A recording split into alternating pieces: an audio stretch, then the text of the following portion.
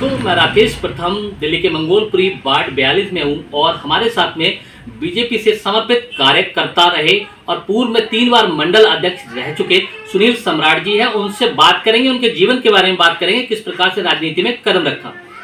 सुनील सम्राट जी, आपका तो पहले स्वागत है हमारे चैनल में। नमस्कार। तो अपने जीवन में कहाँ से शुरुआत हुई, राजनीतिक जीवन किस तरीके से शुरू हुआ, थोड़ा इस बारे में बताएं। राजनीति मेरे को समझो विरासत में मिली, छात्र जीवन से मैंने शुरू करा और 1988 में मैं युवा मोर्चा, भारतीय जनता पार्टी युवा मोर्चा का महामंत्री हुआ मंगोलपुरी का। और हमारे पापा माननीय जनाब बसीरुद्दीन साहब वो मंडल उपाध्यक्ष रहे। कम से कम जब से पार्टी बनी और समृद्ध कार्यकर्ता 1962 से पीछे से ही हैं भाजपा के साथ जनसंघ के जमाने से। तो उनसे प्रेरणा लेके उनको देख के ही घर में भाजपा का माहौल था जैसा था, तो उनको देखते मैं भाजपा के साथ जुड़ गया। और छात्र जीवन में मैं एबीपी का अपने यहाँ का जिले का सक्रिय कार्यकर्ता भी रहा, मेंबर रहा। और मोतीलाल नेहरू कॉलेज से भी मैंने करा, दिल्ली यूनिवर्सिटी से। फिर उसके बाद अपना युवा मोर्चा महामंत्री, फिर अध्यक्ष 1990-91 में युवा मोर्चा अध्यक्ष बना। जिले में संगठन में विभिन्न पदों पर होते हुए और मंडल में 3 बार मंडल अध्यक्ष बना। और मेरे नेतृत्व में 2012 में निगम की सीट जीती मंगोलपुरी में।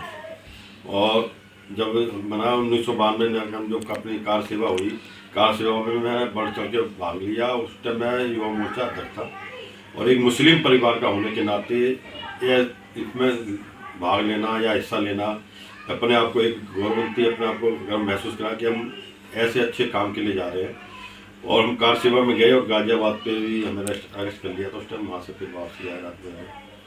और 22 फरवरी एक कीर्तना रैली निकाली थी हमने वहीं उस टाइम। तो पूरे दिल्ली में हम घूमे थे, फिर हमें कंजामला में जाके रखा गया था। तो संगठन के लिए ऐसे विभिन्न कामों लगे रहे और अभी पार्टी के लिए और लग रहे हैं।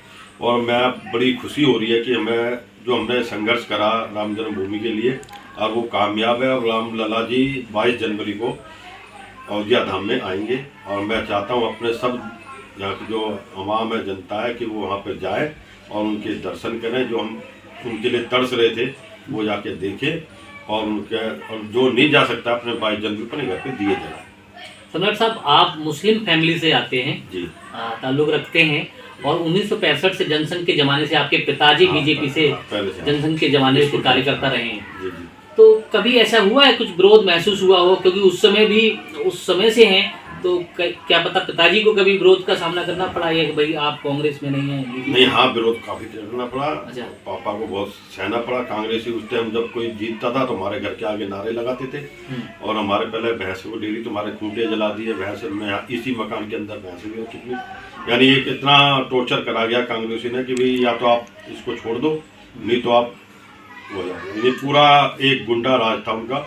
पूरी दादागिरी थी लोगों की। जी। पर पापा ने हिम्मत नहीं हारी और पापा के साथ जो उनके सहयोगी थे वो लगे रहे और आज यहाँ संगठन में है।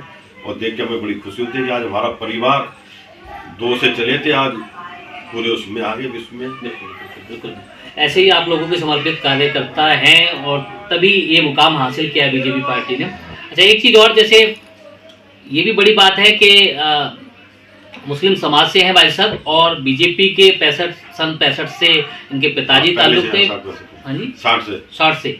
और लेकिन सबसे बड़ी बात और ये है कि इनके घर में आज भी गाय बंधी हुई हैं, 2 गायें। हाँ, 2 गायें। देखिए 2 गायें हैं और ये बहुत कम देखने को मिलता है। किसी भी कार्यकर्ता है, किसी भी लोगों जाते हम तो गाय तो आजकल देखने को नहीं मिलती कि मंगोलपुरी जैसे 25 गज के प्लॉट में भी किसी ने गाय रखी होंगी, लेकिन आज भी इन्होंने गाय रखी है। मेरे ख्याल में आप शुरू से गाय? हाँ, शुरू से। पहले भैंस थी, अब 2 गाय रखते हैं। कम से कम 15-20 साल हो गए, 20 साल से। बताइए, शुरू से भैंस और गाय अपने यहाँ पर रखते हैं, तो ये बहुत बड़ी बात है। और तकरीबन गाय माता को जो दर्जा मिलने चाहिए उसकी भी लगातार ये समय समय पर अपील उठाते रहे, है ना जी? जी बिल्कुल। जो गाय के साथ है, गाय माता है हमारी। बिल्कुल। और गाय से हमें एनर्जी मिलती है। आज जो हम हॉस्पिटल दिख रहे हैं गाय की वजह से ही है। ये जो दूध है गाय माता का, यही अमृत है। जो पहले लोग कहते थे अमृत, यही है दूध गाय माता का। इसका जो हर चीज जो अपने हर उसमें काम आता है।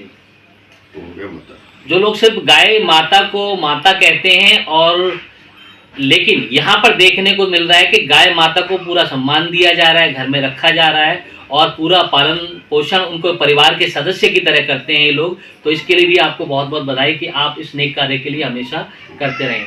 और कुछ कहना चाहेंगे? वो मेरा भांजा फिरोज खान है, वो भी भाजपा में अच्छा जिले में उपाध्यक्ष है। अच्छा तो पूरा परिवार हमारा 2-3 पीढ़ी, 3 पीढ़ी हो गई, 4, बल्कि उसी में सब थे, जी भाजपा से लगे हुए हैं। और जब नहीं डरे तो अब क्या डरेंगे।